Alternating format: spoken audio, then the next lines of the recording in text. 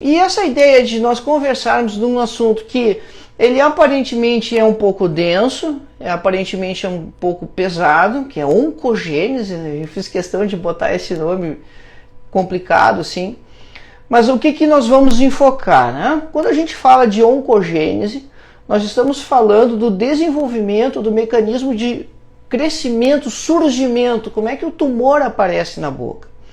E esse é um enfoque muito importante de nós termos no consultório, porque se você entende como o processo acontece, como o processo começa, você vai saber como você pode contribuir ou interferir para que esse processo não se desenvolva, para que esse processo não vá adiante. E quando a gente consegue interferir nesse nível, quando você consegue interferir lá no ponto aonde você não teve o problema ainda, sim, aí nós estaremos fazendo prevenção do câncer de boca. É diferente de quando você faz, por exemplo, grandes campanhas, examina uma quantidade muito grande de pessoas, e isso é válido, claro, sim, é válido, mas isso é diagnóstico precoce, você está tentando identificar lesões pequenas, quiçá alguma alteração já presente na mucosa, e aí também você volta a trabalhar nesse nível de prevenção, porque você não vai evitar que aquela lesão no futuro talvez evolua para um problema mais grave. Mas a gente pode trabalhar antes disso. A gente pode trabalhar realmente prevenindo o aparecimento dessas situações, mas isso a gente só consegue fazer quando a gente entende como que o processo se desenvolve. Se você tem um domínio melhor do mecanismo de aparecimento dos tumores, você vai conseguir interferir junto com o paciente. Isso é algo que não se faz sozinho. E por isso é importante você também saber, para você poder explicar para o paciente, para ter a adesão dele nesse processo. Porque se ele não participar, o resultado não é tão bom. É importante ele ir fazer as avaliações profissionais, fazer as revisões profissionais de acordo com o que nós vamos abordar, sem dúvida que esse é o ponto-chave. Mas a participação dele é muito importante também para que as coisas andem de uma maneira melhor. E por que nós escolhemos conversar sobre oncogênese dos carcinomas? Porque, primeiro, é o que mais aparece, né? É 95% do que aparece de tumor maligno na boca, 90% a 95%. Segunda questão é que os outros tipos de tumores malignos que acontecem na boca, sarcomas, melanomas, eles não estão muito relacionados a fatores predisponentes. E se eles não estão relacionados a fatores predisponentes, não tem prevenção para a gente fazer. Efetivamente, tem o diagnóstico precoce, tem orientar o paciente para que ele perceba que se ele tem alguma alteração, essa alteração seja identificada antes que isso aumente, antes que isso evolua, mas você não tem um mecanismo, ferramentas que você possa usar, que você possa aconselhar o paciente para evitar o aparecimento dessas lesões, que são então os sarcomas e o melanoma, que vai corresponder ao resto, a esses de 5 a 10% dos tumores que vão acontecer na boca. E quando a gente está falando de boca, na verdade a gente está falando de lábio também. O mecanismo de desenvolvimento dos tumores, né? Ou então isso que é a oncogênese, né? Como o tumor aparece, como o tumor se desenvolve, ele vai obedecer basicamente a mesma linha de desenvolvimento, de raciocínio. O organismo ele não inventa processos biológicos, as coisas seguem sempre o mesmo passo a passo para que elas ocorram. E aí vem a questão primeira fundamental, é a gente relacionar tudo que a gente vai conversar hoje com a parte clínica e você ter condições de adaptar essa linguagem para o paciente para que você possa ter uma conversa muito parecida com essa com o seu paciente. Porque então aí você vai ter adesão do tratamento, e aí, adesão do tratamento, eu quero dizer, você vai formular um esquema de consultas de retorno periódicas para esse paciente, baseado em alguns critérios que nós vamos conversar, para que esse paciente de tempos em tempos, ele venha fazer reavaliações para que você possa ver o que está acontecendo nas mucosas dele. E aí, você vai ter um fluxo contínuo de pacientes, um fluxo que só tende a aumentar. Mas veja bem, isso não é para todos os pacientes. Você tem que ter alguns critérios para selecionar os pacientes que você vai propor isso, e isso vai estar relacionado então aos fatores predisponentes e à exposição de cada indivíduo aos fatores predisponentes. E aí, periodicamente, você vai revisar as situações desse paciente. É importante a gente falar, as pessoas são acostumadas a fazer isso. As pessoas fazem isso conosco para cárie e para doença periodontal. As pessoas fazem isso com os seus médicos para câncer de mama, de colo de útero, de próstata, de intestino. E como a gente faz para a boca? Bom, é justamente isso que a gente vai ver baseado na oncogênese, baseado no mecanismo de desenvolvimento dos tumores. Então, precisa saber, lembrar, primeiro ponto fundamental aí, que o câncer ele é uma doença genética. Quer dizer que ele está relacionado ao DNA. O que não quer dizer que o câncer é uma doença hereditária, pessoal.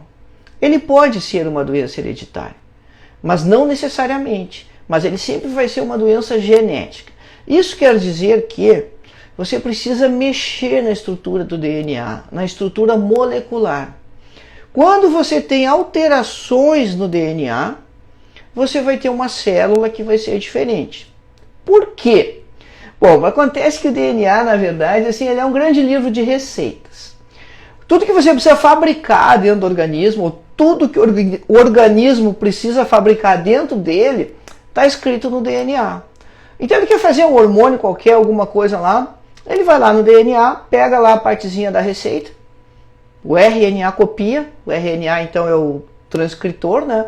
Pega a receita do bolo e leva a receita do bolo lá para a parte de fazer síntese da célula. Retículo endoplasmático rugoso. Então, estamos lá nos miudinhos, lá na citologia. E aí, então, ele produz aquilo que tem que ser produzido. Quando você começa a mexer na receita, quer dizer, você começa a trocar as letrinhas do DNA de lugar, você começa a alterar essa sequência do DNA, você vai fazer um bolo diferente daquele bolo que você queria fazer. Então, se o bolo de chocolate, ele não vai ter aquele mesmo sabor, não vai ter aquele mesmo aspecto que ele teria porque a receita foi mexida. Essa alteração no bolo, ela pode não ser significativa. Continua sendo bolo. Não mexeu o suficiente. Então, você teve uma alteração no DNA que ficou dentro de um padrão razoável, que talvez vá passar batido, que talvez não vá ter maiores consequências. E aí o que pode acontecer? Bom, aí pode acontecer mil coisas. E por que essa história? Porque para o câncer de boca, para o carcinoma, é isso que acontece. São alterações sucessivas e progressivas que vão acontecendo. E é justamente por isso que prevenção para câncer de boca encaixa tão bem. É difícil você ter uma mutação grosseira, aberrante e de forma intensa, explosiva, que uma pessoa já faça imediatamente um tumor maligno na boca. Isso pode acontecer. Nos jovens, normalmente é isso que acontece. Nos jovens, e tem câncer de boca em jovem? Tem. É frequente? Não, não é. É o caso raro. Quando aparece um câncer de boca em jovem, normalmente esse é o caso que vai ser apresentado no congresso. É o caso que vai ser publicado, é o caso que vai ser muito discutido, é o caso que o patologista vai ligar para você, se foi você que fez a biópsia do paciente. Olha, entrou um material aqui de um paciente de 21 anos e é um carcinoma. Então é algo que sempre causa muito espanto, mas isso não é o frequente. O frequente é você ter então aquela alteração ali na receita do bolo, que você mexeu em algum ingrediente e que ficou de boa. Continua sendo um bolinho de chocolate ainda, talvez não tenha o mesmo sabor, a mesma consistência de antes. E o que vai acontecer então dentro daquelas mil coisas? A primeira questão é a célula continuar a vidinha dela e ela morre. E ela leva junto com ela aquela alteração que ela teve. Acabou. A história não vai mais adiante. Porque aquela alteração genética que aconteceu, ela foi deletada. junto com a célula, a gente não vai ter mais um bolo de chocolate que não era tão legal assim, que não era tão gostoso. Mas pode acontecer o seguinte, a célula continua vivendo. E quando ela continua vivendo, sofre outra alteração. Vamos botar isso aqui dentro do consultório. Vamos botar lá na cadeira. Você tem um paciente que fuma. Está com 45 anos. Ele está fumando desde os 20 anos, por exemplo. Então ele está há 25 anos fumando. Vê que às vezes fazer câncer de boca não é fácil, né? O pessoal insiste. E de novo volta a pegada. Olha como prevenção tem muito trabalho para nós aqui. Então, porque as pessoas elas estão insistindo nos fatores predisponentes, a gente tem a oportunidade de mexer nisso. E o cara não vai parar de fumar. Bom, se ele não vai parar de fumar, é excelente para o consultório, porque ele é um cara que vai ter que fazer consultas regulares e muito mais periódicas, dependendo do quanto ele fuma, dependendo se ele já tem alguma lesão presente ou não. Mas aí volta para o bolinho lá então. Então o cara, né, continua o raciocínio paralelo. Né? A célula está fazendo o bolinho aquele que não está legal, mas você está comparando isso com o paciente que está na cadeira, que está fumando há 20 anos e que já fez então alguma alteração naquele DNA que deu essa mexida para mudar o sabor do bolo. Ele continuou fumando, a célula não morreu, ela continua a vidinha dela. Ficou mais exposta aos carcinogênicos, então a essas substâncias que são capazes de fazer o quê? De mexer no DNA, lembra? Uma doença genética, a gente está mexendo na receita. E aí mexeu no DNA de novo. Aí o bolo ficou mais estranho ainda. O bolo começou a perder as características dele. Começou a ficar mais diferente ainda. Mas ainda está tranquilo. Ainda está tranquilo. Mas o que isso com o tempo vai acabar resultando? Né? Com o tempo isso vai acabar mudando o comportamento da célula. O comportamento biológico da célula vai ficando diferente. Ela vai começar a se comportar diferente, porque agora ela já faz um bolo que o cara do lado não faz. O bolo dela não é igual. E daqui a pouco, né, quando ela pirar de vez, ela não vai fazer mais nada. Ela vai fazer o que ela bem entender. Ela não vai mais seguir a rotina do tecido do qual ela faz parte. Mas a gente vai chegar lá. Bem, aí então, uma das hipóteses é ela continuar vivendo e ela sofrer novas alterações. Aí ela pode de novo desaparecer, de novo morrer. E existe um mecanismo para isso, né? Um mecanismo que é sempre muito citado, muito falado, que se chama apoptose, que é a morte celular programada. A célula tem um calendário de quando ela vai deixar de existir, e quando chega o dia, as organelas, a partir das mitocôndrias, começam a entrar em involução. A mitocôndria que gera energia para a célula, e essa célula acaba desaparecendo, necrosando, e isso é o mecanismo de apoptose. Então, se não chegou esse dia de acontecer a apoptose com ela, ela vai entrar de novo lá no ciclo da mitose celular. Então vai sair lá da fase de gap, né, G1, vai entrar em S, que é a fase de síntese, vai copiar o DNA. E aí quando ela copiar o DNA, o que aconteceu com a receita do bolo? A receita do bolo estava mexida. Ela vai copiar aquela receita do bolo mexida. E vai originar então uma célula vai virar duas, e a célula filha e a célula que ficar, elas vão ficar com essa alteração e vão passar adiante. Aí você começou a somar alterações, porque agora você já tem uma nova geração. Aquela célula duplicou, deu origem a outra célula, e essa outra célula levou junto aquelas modificações que ela fez na receita. Então olha só, né? Isso é fácil de acontecer? Não, isso não é fácil, normalmente. Isso demora? Normalmente demora. Normalmente isso é um processo lento. Você vai ter sucessivas etapas que vão acontecendo, que vão passando, onde a célula vai acumulando essas alterações de acordo com a exposição que ela vai tendo aos diferentes agentes. Então, pessoal, assim, o câncer de boca, ele é muito relacionado aos fatores predisponentes. Essas alterações, elas podem acontecer todas de forma aleatória, sem que você tenha nada interferindo no processo, o organismo erra. Isso acontece em muitos tumores, isso acontece no câncer de boca também, mas isso é a exceção. Bom, passou mais tempo, você teve novas substâncias interferindo ali naquele epitélio. E veja como o epitélio da boca ele é amplo e como ele é diferente de uma região para outra. Aí você está usando, sei lá, o cara está fumando um narguilé que ele gosta, que é uma bomba, tem muito mais carcinogênico que o cigarro de filtro, e aí ele está fazendo isso toda hora porque ele acha divertido. Nas diferentes áreas da mucosa, porque são diferentes mucosas, você vai ter diferentes comportamentos, diferentes reações, influências sobre esse tecido. Então, vê bem, só na língua você tem diferentes tipos de mucosa, do dorso é uma, das bordas é outra, no ventre é outra, no assoalho da boca é outra, a gengiva inserida é muito ceratinizada, palato duro é muito ceratinizado.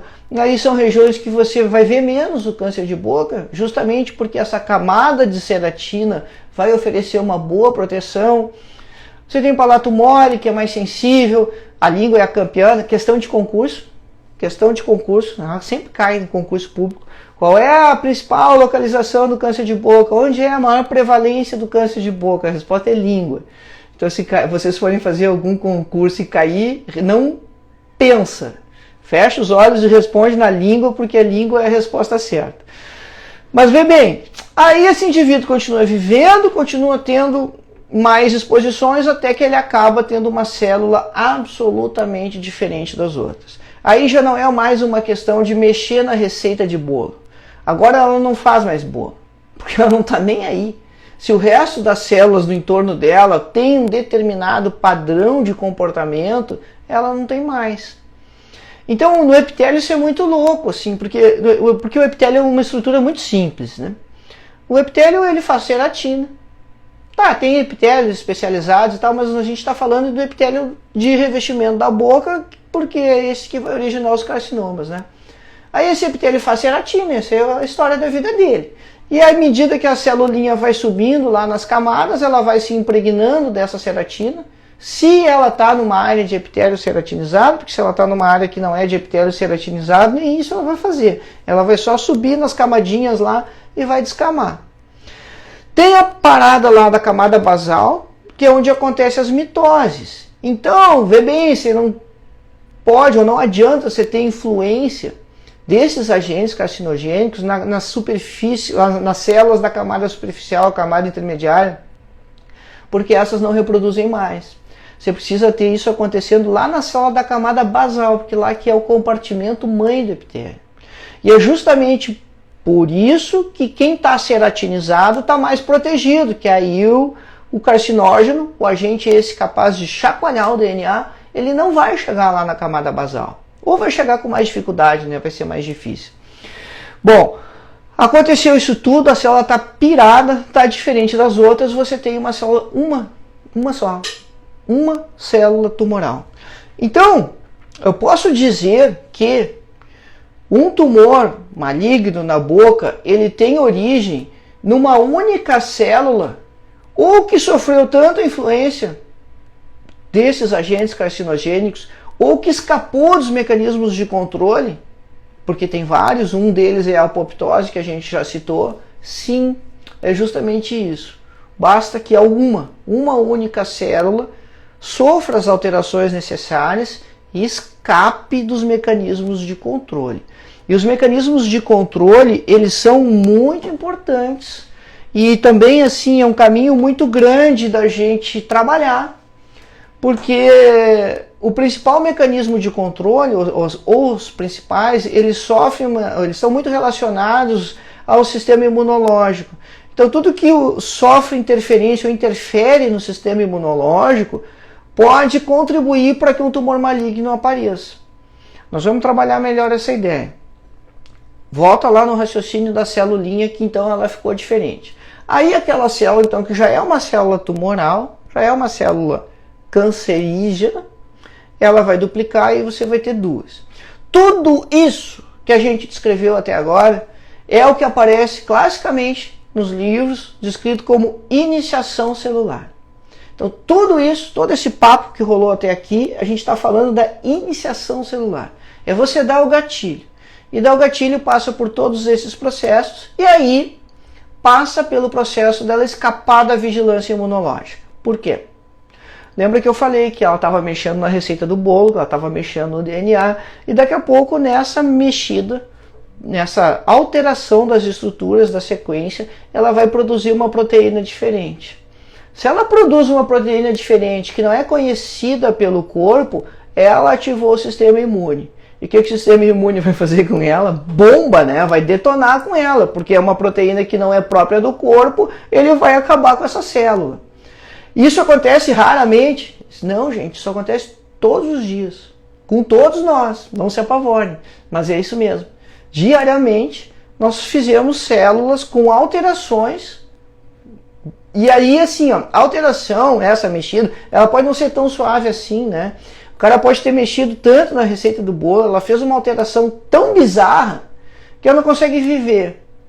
Ela é incompatível com a vida da célula. E aí não precisa do sistema imune.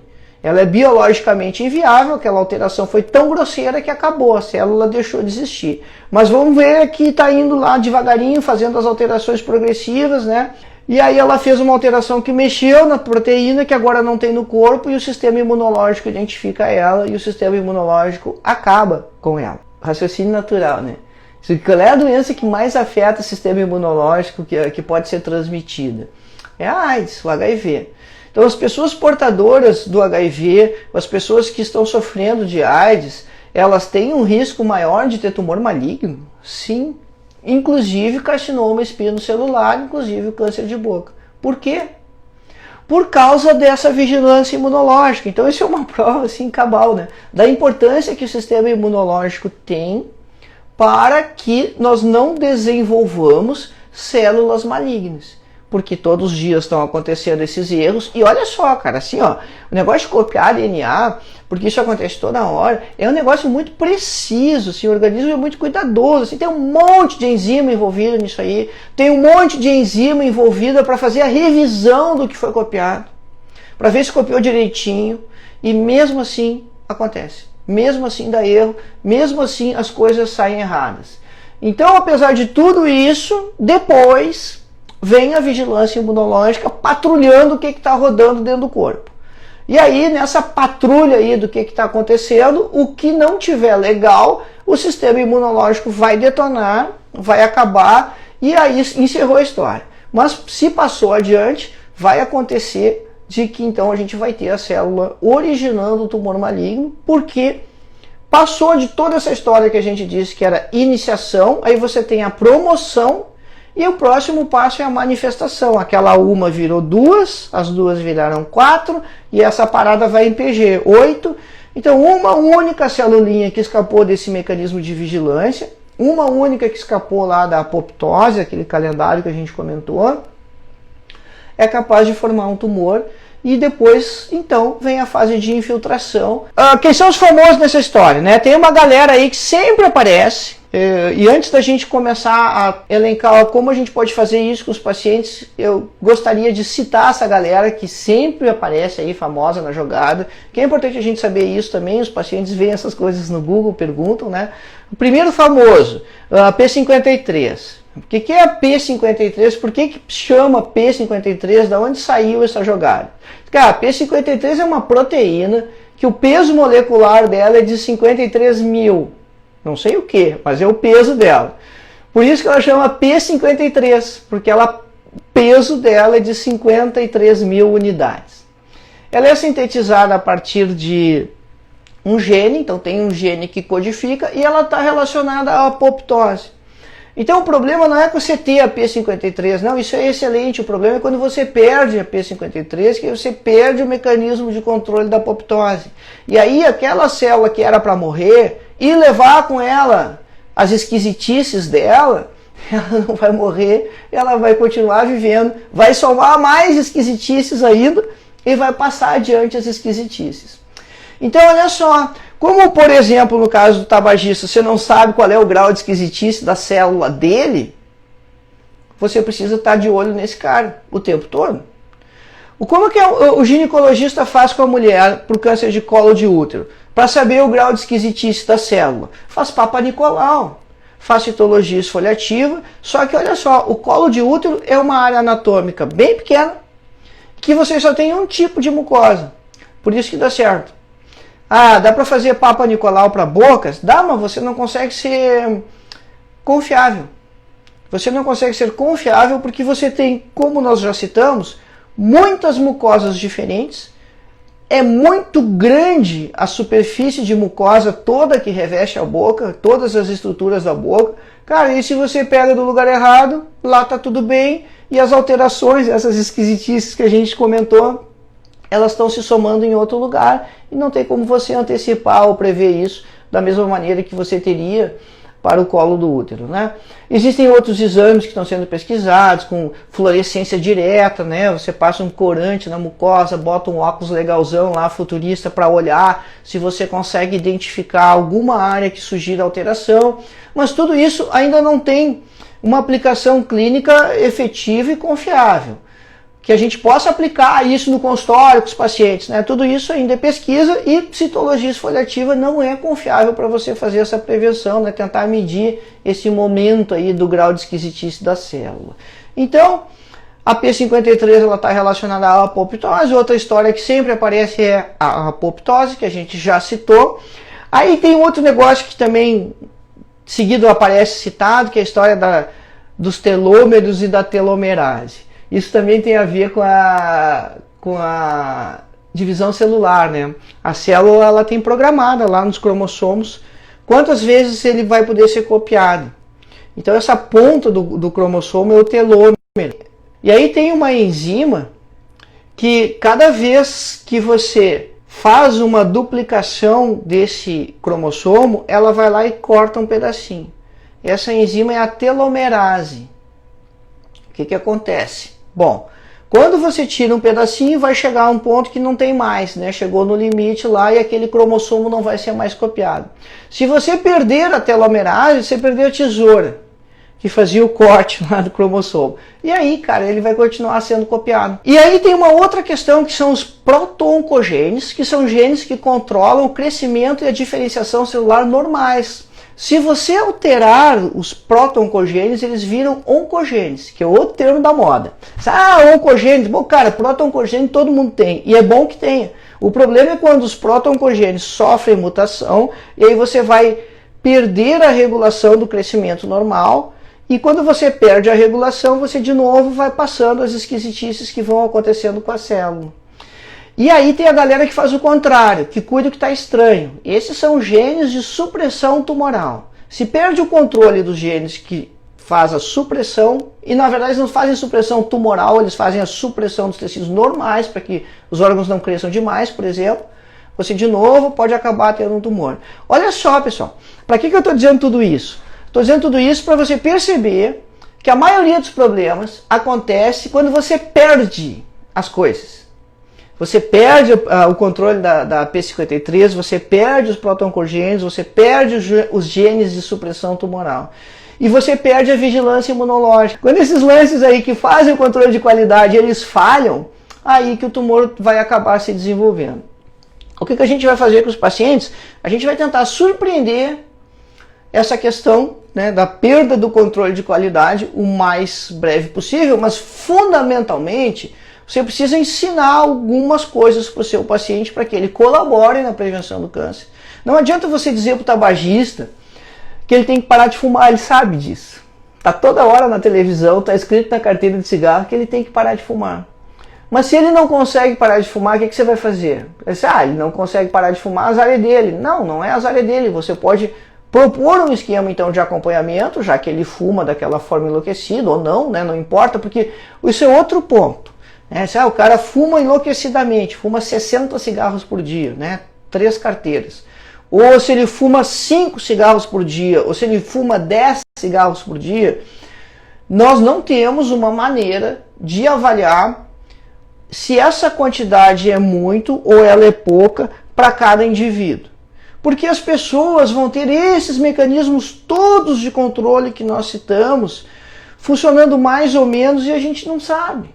A gente não sabe o quanto cada indivíduo, o quanto cada pessoa é capaz de responder às agressões que o seu material genético está sofrendo. A gente não sabe o quanto ele é capaz de reparar essas alterações do material genético. Então, por isso que você ter assim, uma quantidade muito grande de cigarro ou uma quantidade pequena de cigarro, isso é relativo. Depende de cada indivíduo, depende de cada paciente. É só isso? Não, claro que não é só isso. Aí tem mil coisas, né? Tem a questão dos vírus. O que o vírus faz? O vírus ele é capaz de interferir lá na transcrição do RNA e colocar partes dele lá. E quando ele insere partes dele na transcrição do material genético, mexeu na receita do bolo de novo, lembra? Mexeu na receita, alterou o que está sendo feito. E às vezes essa alteração vai resultar num tumor. Aí vem aquela história do HPV, né, que é uma relação que está meio neurótica para a boca, mas vamos devagar, gente. Vamos entender que são mais de 200 hoje, né? Provavelmente amanhã já vão ser 202, 3, 4, 5, mas são mais de 200 subtipos de HPV. Nós temos subtipos bem marcados relacionados ao carcinoma de esôfago. Para carcinoma de boca, você tem a identificação do HPV nos tumores. Mas outra coisa é você ter certezas que essa presença dele está interferindo na carcinogênese. Isso a gente não sabe com certeza ainda. Provavelmente é algo que no futuro vai ser esclarecido para que sim ou que não. Mas então, devagar, né? Você vê uma lesão, papiloma e diz assim, é HPV? Sim, é HPV. Sempre foi. É um dos 200 subtipos. Não quer dizer que ele está relacionado nem à doença sexualmente transmissível, que aí é o condiloma, que é outro dos 200 subtipos, e nem que ele está relacionado aos subtipos que podem ter participação na oncogênese, tá? Então, vamos sempre depurar bastante essa informação do HPV e da relação com as lesões bucais. Verruga no dedo é HPV também. E não é só isso. Por exemplo, sarcoma de Kaposi. Voltou a história dos HIV, dos aidéticos. Sarcoma de Kaposi, ele é induzido por um vírus que é da família do herpes, o HHV8. Então, e aí a gente chama de oncovírus, né? Quando um vírus é capaz de induzir o aparecimento tumoral. Muito bem. Vamos dar uma olhadinha numa questão importante aqui, que é como você vai fazer esse manejo com o paciente. Você vai propor um esquema para o seu paciente, tá? Para qual paciente você vai propor um esquema de prevenção do câncer? Como eu disse, nos jovens, acontece tumor maligno? Acontece. Está relacionado a fator predisponente? Não costuma estar relacionado a fator predisponente. Não faz muito sentido você propor um esquema de prevenção para pacientes que não estão sujeitos à atuação dos fatores predisponentes. Quer fazer um exame regular e tal? Tudo bem, mas é a exceção esses casos. Talvez você vá viver a vida inteira, sem ver, a vida inteira profissional, sem ver um caso de um paciente jovem com um tumor maligno. Então não faz muito sentido. Por isso a idade é importante. Quem está mais sujeito a entrar no esquema de prevenção para câncer de boca? E de lábio. E lábio é um ponto importantíssimo. Na verdade, no Brasil, nós temos muito mais pacientes para fazer prevenção de câncer de lábio, porque fica evidente, porque o país é muito ensolarado, do que de boca. E é muito mais fácil o paciente perceber as alterações ali no lábio. Então, idade a partir de 40 anos é um ponto de corte importante, porque é a partir da onde você tem uma grande diferença epidemiológica na ocorrência dos casos. Aliás, você quer saber a epidemiologia do câncer? Não pega artigo. Por quê? Porque o artigo ele é feito numa realidade local, restrita, e cada país, cada região tem uma realidade diferente. Você quer saber epidemiologia do câncer, quer saber como as coisas estão acontecendo no seu estado, você entra no site do INCA, que é o Instituto Nacional do Câncer. O INCA anualmente atualiza a epidemiologia, então é inca.gov.br. O INCA tem dados sempre renovados de ano a ano. Você encontra inclusive material lá, PDFs, que você pode usar para o paciente, para mostrar, para divulgar, para explicar, para fazer palestra, enfim, seja lá o que for. Então tem muita coisa legal lá no site do INCA. De uns tempos para cá começou comentário assim, está aumentando em mulher, tem uma prevalência maior em mulher. Gente, ainda está assim 6, 7 vezes a diferença de homens para mulheres. A prevalência ela é muito maior em homens. Casualmente o homem costuma consultar menos, mas não é por causa disso, né? Porque os casos que estão diagnosticados são das pessoas que consultaram. Então tem sim um esquema importante relacionado ao sexo. Tabagismo, esse é o cara que você tem que abordar ele assim de uma forma muito incisiva. Aliás, se eu tivesse que dar para vocês 3 conselhos de como fazer isso, assim, como implementar, esses 3 conselhos, o primeiro deles seria você ser assim, extremamente determinado com os tabagistas. E aí a conversa, pessoal, você tem que explicar isso com clareza, explicar do risco, explicar que se ele não parar de fumar, e a gente sabe o quanto isso é difícil, e mesmo que ele pare, porque quando ele parar de fumar, lembra de toda a história que a gente fez da receita do bolo, quantas coisas já mudaram, isso não é deletado, vai levar talvez 10 anos, é o que se estima para câncer de boca. Para câncer de pulmão não acaba nunca mais o risco dele. Então ele vai precisar de atenção permanente se ele fumou por alguns anos. Então você tem que ser, a primeira dessas dicas é que você seja muito determinado e positivo, sem sobrevalorizar nada, não precisa exagerar as coisas, seja íntegro, explique as coisas direitinho. O segundo conselho que eu daria para você implementar isso é, com os outros pacientes em geral, conversar, explicar como é que o processo acontece. Agora você sabe um monte de coisa aqui, se você já não sabia, de argumentos que você pode utilizar, que o cara vai somando. Tem o exemplo do bolo, então vai fazendo exemplos assim que a pessoa consiga entender, e aí você vai propor o esquema de retorno para esse paciente de acordo com esses critérios aqui. Então quanto mais idade esse paciente tiver, até lá a faixa dos 70, porque depois cai a prevalência também, mais frequente deve ser esses controles. Mais frequente é o quê? É de ano em ano? Depende, vamos colocar o resto aí. É mulher? Pode se passar mais. Não que não aconteça, acontece bastante com mulher, mas tem essa diferença. A pessoa fuma, aí você precisa quantificar. Fuma quanto por dia e há quantos anos? Quanto mais der essa conta, e aí, pessoal, olha só, não tem a fórmula certa. Por que não tem a fórmula certa? Porque a gente não sabe a resistência de cada indivíduo a carcinogênico, conforme a gente comentou antes. Você não sabe como ele está reagindo.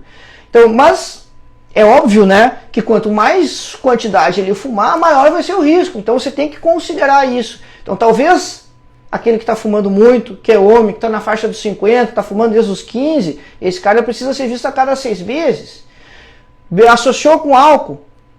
O álcool por si, isso está também assim bem determinado, o álcool ele não é um carcinogênico. Ele não é capaz de sozinho induzir câncer de boca. Mas a associação é perigosa. A associação, sim, do tabagismo e do etilismo amplifica em 6 vezes. Olha como aumenta muito o risco. Então faz a seguinte analogia para o paciente. Diz assim para ele, todo mundo tem um cartão da Mega Sena. O cara tem um cartão para ser sorteado na Mega Sena. Fumou? Tá somando cartão. Acontece que ele começa a beber também. Bom, aí ele pegou todos aqueles cartões que ele tinha e botou V6. Entendeu? Isso potencializa. Principalmente se for bebidas destiladas.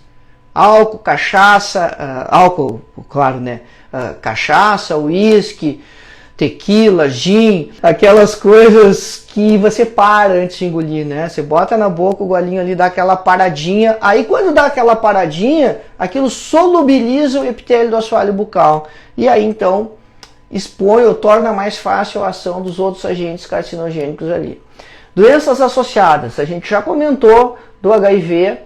Tudo que pode interferir no sistema imunológico vai interferir no controle de qualidade, vai interferir na vigilância e você tem risco de perder o controle do processo e aí tem mais risco de fazer lesão. E dali para baixo, o resto da lista, tudo está relacionado basicamente a essa vigilância imunológica. Qual é o papel da alimentação equilibrada e você ter um sistema imune que está funcionando legal? Qual é o papel do estresse? É você ter um sistema imune que está funcionando igual. Qual é o papel de você fazer atividade física? É você ter um sistema imunológico competente, você não está estressado, você ter essa vigilância acontecendo. Bom, aí você vai lembrar daquelas conversas assim, o cara tem que comer não sei quantos brócolis por dia, não sei quantas castanhas, isso e aquilo, para não ter câncer. Na verdade, a pegada dessa história toda é que você está deixando o seu sistema imunológico competente e fortalecido. Essa é a principal linha, o principal viés dessas linhas de conduta ou de cuidado. Então, quando você faz essas outras coisas, você está melhorando a sua vigilância. E essa é uma conversa fantástica você ter com o paciente, né? Aconselhamento de hábito. Gente, nós fizemos isso para cá, para doença periodontal, né? A gente fala horas de consumo inteligente de açúcar para o paciente, de escovação e tal. Então aqui tem um filão muito grande de trabalho, justamente mostrando todas essas nuances. Aí o cara é sedentário, tem uma alimentação toda desregrada, coloca isso na conta da reconsulta. Bom, você não vai parar de fumar, você vai ter, e se mesmo que parar, com tudo que já fumou, você passa a ter duas contas agora. A conta do cigarro e a conta comigo, porque você vai ter que fazer consultas regulares, porque você tem um risco real, verdadeiro, de desenvolver lesões. São mais de 70 agentes carcinogênicos no cigarro. Bom, aí chega a dar um corte ali, né? Quando a gente entra na exposição solar. Na exposição solar, a gente está falando particularmente do câncer de lábio. A quelite actínica é uma lesão muito prevalente. A exposição solar ela é muito importante de ser trabalhada. Se o paciente já tem lesões presentes no lábio, tem pequenas áreas de ulceração, você precisa examinar aqui, ó, tem que palpar, não pode ter nada endurecido ali. Você pode tentar reverter com pomada cicatrizante, com laser terapia, mas você não deve insistir no processo. Se você tratou o paciente por 2 semanas, que é o clássico, né? Mas por que é 2 semanas? Porque em uma a mucosa cicatriza. O epitélio cicatriza, você sabe disso, é quando você tira a sutura do paciente. Então você pode dar um tempo a mais, que você tem uma lesão ali, mas mais que isso, você tem que ter melhorado. Se não melhorou, não insiste na forma de tratamento. Aí talvez seja o caso já de fazer uma biópsia. Mas antes de você ter essas alterações ulceradas, tem a fase de formar placas brancas ou vermelhas ali, e aí é muito importante não só informar, como fazer o acompanhamento também para ver como isso está se comportando. Então o lábio é... Observem os pacientes de vocês, observem os pacientes que estão passando na sua cadeira. E depois que vocês observarem, coloca um espelho na mão do paciente e mostra para ele as alterações, mostra o que está acontecendo, faz um esquema de prevenção solar, né, como ele vai usar o protetor solar e tal, e regularmente ele vai ter que consultar com você. Ele já está com as alterações demarcadas ali, isso quer dizer que a receita do bolo já foi mexida, né? Os ingredientes já se alteraram lá, a gente já está tendo a percepção clínica de que coisas estão acontecendo. E aí, nesse gancho do lábio, vale também para o câncer de boca em geral, quando a pessoa já tem lesões presentes. E o que são essas lesões presentes? São basicamente as leucoplasias. Você pode ter casos de ceratose friccional que você não pode confundir. Então faz esse diagnóstico diferencial primeiro, vê se realmente é leucoplasia, se não tem uma borda de dente ali, uma borda de dentadura, de PPR atuando. Então confirmou que é leucoplasia ou que é uma eritroplasia, e aí fazer o diagnóstico diferencial é importante, né? Para também você não inserir o cara num programa de tratamento, de acompanhamento, que ele vai ter que consultar periodicamente com você para tratar ou para acompanhar algo que não é uma leucoplasia, né? Tem um fator etiológico determinado. Então presta atenção nisso, né? Faz o processo certinho, faz o diagnóstico direitinho e aí então, confirmado do que se trata, faça o acompanhamento, faça o esquema esse de acompanhamento. Então você pode pautar todo esse monte de variáveis, discutir com o paciente esse monte de variáveis e construir então qual vai ser o esquema de retorno para ele, porque ele precisa de prevenção. Ele precisa. E as pessoas normalmente elas não querem prevenção, elas querem tranquilidade. E é isso que você vai dar para o paciente. Você vai oferecer tranquilidade no momento que você vai fazer o acompanhamento. O que está errado de fazer? Se eu fosse dizer para vocês 3 erros básicos que a gente vê acontecer. Primeiro deles assim, é não mostrar e nem explicar. Tu diz para o paciente assim, tem uma manchinha aí. Não, tem que mostrar, tem que explicar, descrever o processo. A pessoa precisa entender. E se ela não entender, ela não vai dar a resposta que é necessária.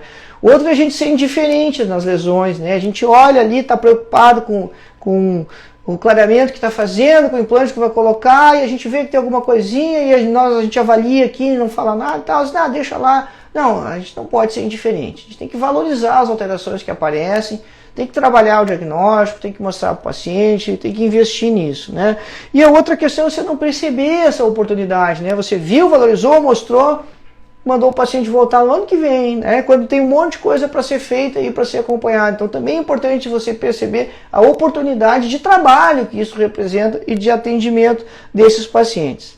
Mensagem para levar para casa: se avaliar o risco do paciente, cria um esquema de consulta e ensina autoexame para ele. Você precisa dar alguma coisa para o cara também, né? Até agora você só propôs coisas ruins para ele. Ensina esse paciente a fazer um autoexame.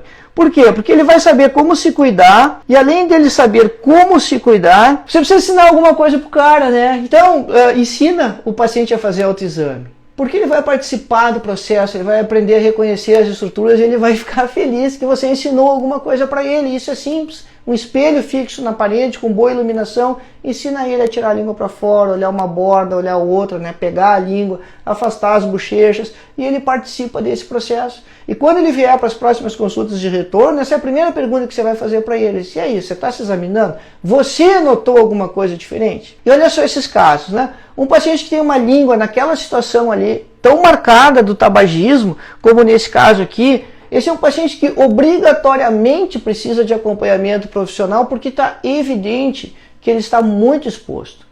Que ele está muito exposto, que o hábito dele é muito intenso, a ponto de deixar tão pigmentada e tão marcada na língua. Cara, a gente sente isso no hálito, né? O paciente dá bom dia, a gente percebe o cheiro, a intensidade do tabagismo. Então a gente precisa dar um passo a mais nesse processo e conversar com ele sobre isso, né? Você pode ter lesões discretas, então aí você já tem uma manifestação que preocupa, que é o aparecimento daquelas manchas brancas ali na gengiva inserida. Aí você tem que encurtar os intervalos.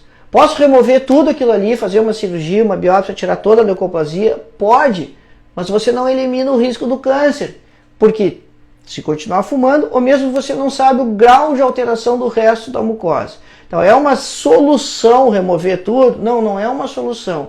É um procedimento que minimiza o risco naquele lugar ali, mas o paciente vai continuar precisando de acompanhamento. Até que você tenha a lesão no assoalho da boca ali, o carcinoma já instalado, perdemos a chance de fazer todo esse processo com o paciente, né? Esse é o carcinoma típico do paciente que costuma fumar e usar bebidas destiladas, né? Que é quando dá aquela paradinha e aí solubiliza o epitélio ali.